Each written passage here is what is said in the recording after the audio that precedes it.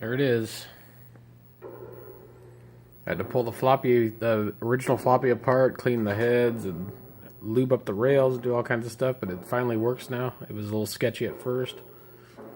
And there's my home-built breadboard external floppy controller that allowed me to connect the internal floppy to the external floppy port so that I could then use this USB floppy emulator to take disk images off the internet and use Xcopy to copy them to real disks. So now I have, because of that, I have now been able to create OS disks, a bunch of bootable disks for myself, whereas when I first got this thing off eBay, I had nothing. All my original Amiga stuff from the 80s I'd thrown away when the Amiga died, so now I've created myself disks, so we're all good. And otherwise, this thing's in pretty good shape. The keyboard was the worst. It had a couple broken keys here, but most of the keyboard works. I think this key here, the tilde key, seems like it might be dead, but the rest of the keys, all the keys you use, work well. And actually, the keys that are broken off will work too. They're just, you got to push something down in there. But I'm going to take the keyboard apart and repair it. That's next on the list.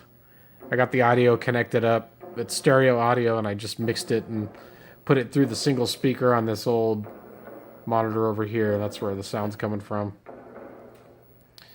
But then I also bought a frame doubler that allows you to connect the RGB output, which is 15 kilohertz RGB. This converts it to 31, so I can put it on a actual flat screen monitor, and there it is. This was one of the first demos from 1985 on the Amiga. I gotta think, in 1985 this thing must have been amazing. Just looking at it, other computers could barely put dots and some squeaks on the screen at that time. So amazing computer for its time.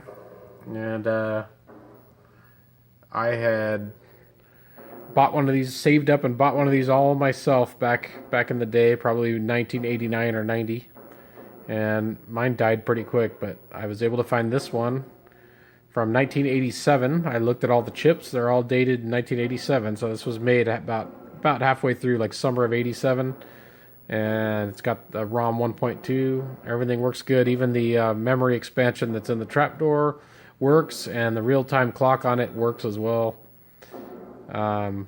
So yeah, it looks good. It shows 800K of memory when I boot it, which means that the memory expansion is working, because otherwise it would just have 512K. The trapdoor expansion adds an additional 512, so it gives it a meg, and then it uses some, so that's why it comes up with 800. I set the real-time clock; it keeps time. I'll probably have to change the batteries on it, because the rechargeable batteries in them will leak, so that'll be another project of mine on this thing. But my next thing is to try to fix the keyboard. But anyways, took a few nights this week to get it all up and running and to build this monstrosity so that I could then actually make my own real bootable OS floppy disks. But yeah, it looks good. I'll talk to you later. Bye.